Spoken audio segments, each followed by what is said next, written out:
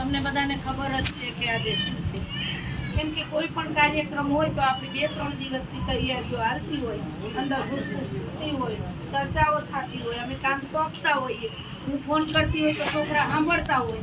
તો તમને બધાને ખબર જ છે કે આજે ધોરણ 8 અને ધોરણ 5 ને શાબ્દિક રીતે આ મોકલવાના છે. બાકી આ વેકેશન પછી ધોરણ 8 થી હાઈસ્કૂલમાં જવાના છે.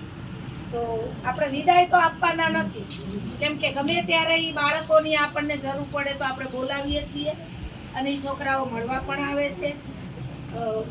બધાયનું હાર્દિક સ્વાગત છે, મનથી સ્વાગત છે અને આપણો પ્રોગ્રામ સરસ રીતે જાય ત્યાં સુધી તમે બધાય હોંશથી ઉત્કંઠાથી સાંભળીને ધ્યાનમાં રાખજો.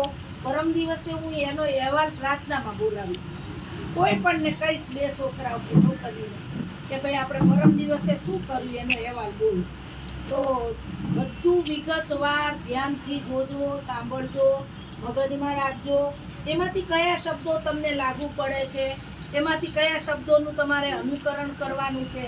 પરીક્ષાને 4 દિવસ રહ્યા છે, બધાને બેસ્ટ ઓફ લક.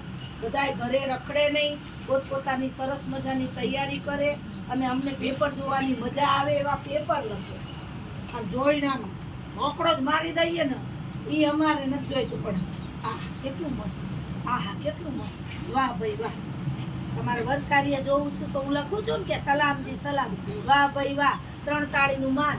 તો બધાને 3 તાળીનું માન મળે એવા સરસ મજાના પેપર લખજો. કાર્યક્રમને આગળ વધારવા ગીતાબાને વિનંતી.